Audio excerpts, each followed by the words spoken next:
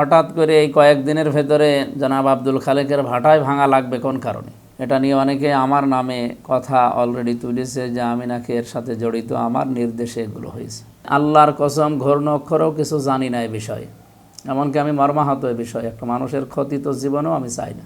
DC সাহেবের কাছে কথা বললাম কিছুক্ষণ আগে, ওনারে বললাম আপনি ইনার ভাটাটা ভাঙলেন, আর বাকি যে অবৈধ ভাটা আছে বলছে আমরা পর্যায়ক্রমে সবগুলোই ভাঙা আরম্ভ করছি এবং করব সামনে।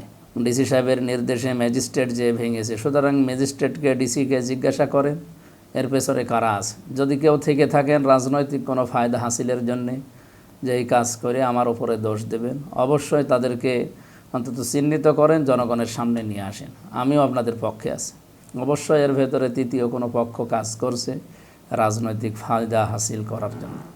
আসসালামু আলাইকুম রহমতুল্লাহ। ফাউযু বিল্লাহি মিনাশ শাইতানির রাজিম। ওয়া মান ইয়াকসিব খাতিয়াতান আও ইসমান সুম্মা ইয়ারমি বিহি বারিয়ান ফাকাদ ইহতামালা বুহতানা ওয়া ইসমান মুবিনা।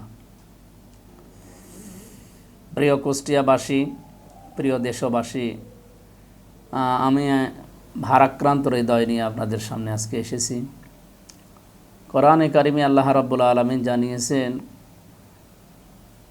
ওয়া ইয়াকসিব খাতিয়াতান আও ইসমান সুম্মা ইয়ারমি বিহি বারিয়ান ফাকাদ ইহতামালা বুহতানা ওয়া ইসমান মুবিনা। মানুষের ভেতরে বহু মানুষ এমন আছে যারা নিজেরা অন্যায় করে, পাপ করে, আর এগুলো একটা নিরপরাধ মানুষের ওপরে চাপিয়ে নিজেকে ভালো সাজায়, নিজেকে সাধু সাজায়। তারা যেন প্রকাশ্য পাপের বোঝা বহন করে নিয়ে বেড়ায়। আজকে জনাব আব্দুল খালেক, ওনার একটা ভাটা ছিল লিজ নেওয়া। সেই লিজ নেওয়া ভাটাকে আজকে শুনলাম যে দুপুরবেলা আমি ফেসবুক দেখছিলাম, হঠাৎ করে দেখি প্রশাসনের ম্যাজিস্ট্রেটে সেখানে ভেঙে গুড়িয়ে দিয়েছে। এটা নিয়ে অনেকে আমার নামে কথা অলরেডি তুলেছে যে আমি নাকি এর সাথে জড়িত, আমার নির্দেশে এগুলো হয়েছে। আস্তাগফিরুল্লাহ, নাউযুবিল্লাহ। এই মিথ্যা তহমত আমার নামে যারা দিয়েছেন আপনাদেরকে সতর্ক করছি। কারো নামে কোনো দোষ দেওয়ার আগে 100 বার অন্তত ভাবার দরকার। কোনো মানুষ যদি কোনো কাজ না করে, সেই দোষ তার উপরে যদি কেউ চাপিয়ে দেয়, তাকে কিন্তু আল্লাহ সেই অপরাধ করায়, তারপরে তার মরণ হয়। জনাব আব্দুল খালেকের সাথে রাজনৈতিকভাবে আমার আদর্শের মিল নেই। তিনি একটা রাজনীতি করে, আমি আর একটা রাজনীতি করি। কিন্তু কিছুদিন আগে একটা রাজনৈতিক বক্তব্যের কারণে আমার গাড়িতে হামলা হয়। এরপরে তাদের সাথে এই বিষয়টা বসাবসির মাধ্যমে এটা কী করে মিটানো যায়, দুই পক্ষই মামলা দেয়। এই মামলাটা আমি আমার সংগঠনকে জানিয়ে তাদের ভেতরে এখনও মিউচুয়াল হয়নি, হবে ইনশাল্লাহ। কিন্তু মাঝখান থেকে এই কাজটা হওয়ার পরে যারা আমার দিকে আঙ্গুল তুলছেন, এই মিথ্যা প্রপাগান্ডা ছড়াচ্ছেন, রাজনৈতিক ফায়দা হাসিলের অনেকে চেষ্টা করছে, তাদেরকে আমি আহ্বান জানাচ্ছি, আজ হোক কাল হোক সত্য কিন্তু প্রকাশ হবে। কারা এর পেছনে আছেন, কাদের ইন্ধনে? কারণ কুষ্টিয়াতে 213টা ভাটা আছে, 190টা নিবন্ধন নেই, এগুলো অবৈধ। তো দেখে হঠাৎ করে এই কয়েকদিনের ভেতরে জনাব আব্দুল খালেকের ভাটায় ভাঙা লাগবে কোন কারণে? ভাটা তো এখনও 190টা অবৈধ আছে। তাহলে আমি ডিসি সাহেবের কাছে কথা বললাম কিছুক্ষণ আগে, ওনারে বললাম আপনি ইনার ভাটাটা ভাঙলেন, আর বাকি যে অবৈধ ভাটা আছে বলছে আমরা পর্যায়ক্রমে সবগুলোই ভাঙা আরম্ভ করছি এবং করব সামনে।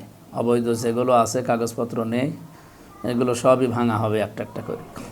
কিন্তু হঠাৎ করে এই যে এইগুলো ভেঙে আমাদের ওপরে দোষ দেওয়া, এটাতে আমি আল্লাহর কসম ঘূর্ণ অক্ষরেও কিছু জানি না এই বিষয়ে, এমনকি আমি মর্মাহত এই বিষয়ে। একটা মানুষের ক্ষতি তো জীবনেও আমি চাই না। সুতরাং যারা এর সাথে জড়িত আছেন আর যারা না জেনে আমার উপরে দোষ চাপিয়ে দিচ্ছেন, তারা সতর্ক থাকেন, সতর্ক থাকবেন। সাংবাদিক ভাইরা যারা আছেন, প্রচার মাধ্যমে যারা কাজ করেন, তাদেরকে আহ্বান জানাবো সত্য তুলে ধরতে।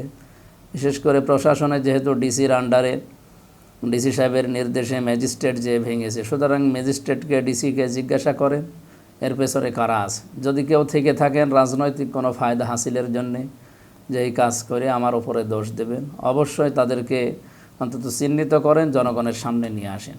আমিও আপনাদের পক্ষে আছি। এটা আমার উপরে একতরফাভাবে দোষটা চাপিয়ে দিয়ে নিজেকে সাধু সাজাবেন না। অবশ্যই এর ভেতরে তৃতীয় কোনো পক্ষ কাজ করছে রাজনৈতিক ফায়দা হাসিল করার জন্য। আমরা চাই এটা যেন খুব তাড়াতাড়ি প্রকাশ পায় এবং জনগণ যেন সত্যটা জানতে পারে। আমি এই ঘটনায় দুঃখ প্রকাশ করছি যারাই ঘটিয়েছে, বিশেষ করে নোটিশ না দিয়ে, অবৈধ ভাটা হলে আপনি নোটিশ দিয়ে ভেঙে দিন, এরকম যত ভাটা আছে সবগুলো ভাঙেন, কোনো অসুবিধা নেই। আমি কারোরই ক্ষতি চাই না। আমরা সবাই কুষ্টিয়ার মানুষ, একসাথে মিলেমিশে বসবাস করতে চাই। রাজনীতি যার যে আদর্শ আছে সেটা নিয়ে সে করতে পারে। সবাইকে আল্লাহর সমঝোতায় এবং ধৈর্যশীল হয়ে থাকার তৌফিক দিন। আমিন। আসসালামু আলাইকুম ওয়া রাহমাতুল্লাহ।